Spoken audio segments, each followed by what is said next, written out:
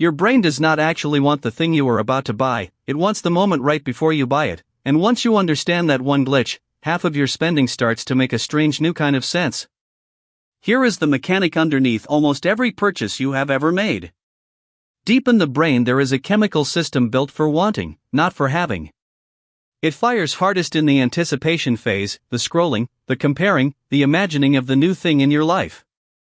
That chemical rises as you get closer to the purchase, peaks right around the click or the checkout line, and then drops fast, often within minutes of the item actually becoming yours. This is why a new pair of shoes can feel electric in the store and oddly ordinary a week later sitting in the closet. It is not that the shoes changed. It is that the wanting system, the part that was doing all the work, has nothing left to do once the goal is achieved. The having is almost an afterthought to a brain that was built to chase, not to rest. Once you see this, a strange purchase from last year makes sense. You were not buying an object, you were buying 20 minutes of anticipation, and the object was just the receipt for that feeling. Now layer in a second mechanic, anchoring.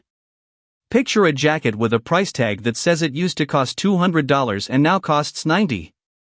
That 200 number does something automatic in your mind. It becomes the reference point, the imaginary baseline against which everything else gets measured.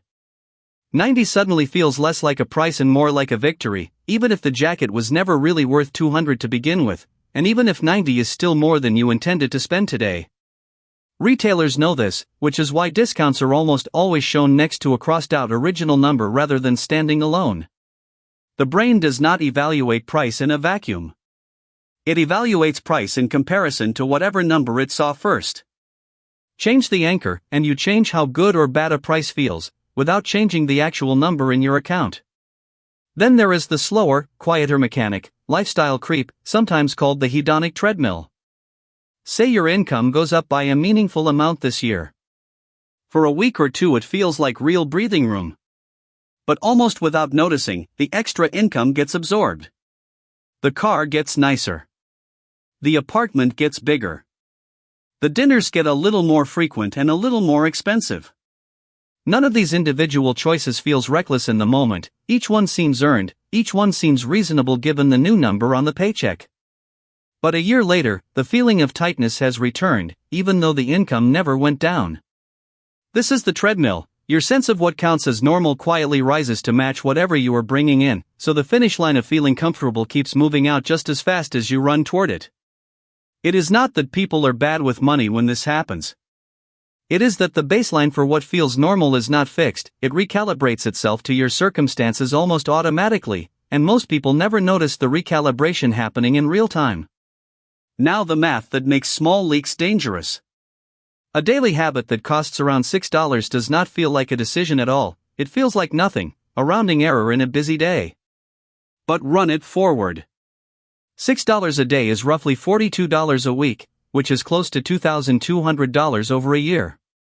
If that same amount had instead been set aside and grown at an illustrative rate of around 7% a year, purely as an example of how growth compounds and not a prediction of any real return, the 10-year picture becomes even larger, because now growth is compounding on top of contributions. This is not a call to eliminate every small pleasure, that would be its own kind of misery. It is simply the mechanic of scale, a choice that feels too small to matter, repeated daily without a decision ever being remade, becomes a genuinely large number specifically because nobody ever chose it on purpose, it just kept running on autopilot. So what actually interrupts these mechanics? Two tools, both mechanical rather than emotional, which is exactly why they work when willpower alone does not. The first is friction, deliberately making the path to spending slightly harder.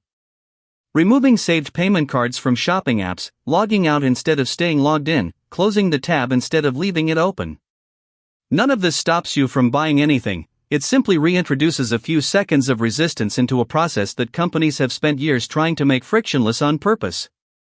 The second tool is a simple waiting rule. For any purchase above a threshold that feels meaningful to you, wait 24 hours before completing it.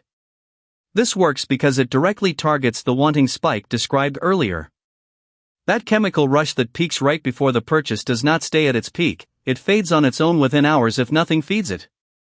Wait a day, and you are no longer deciding in the middle of the spike, you are deciding after it has passed, with a calmer and more honest read on whether you actually want the thing or whether you wanted the anticipation.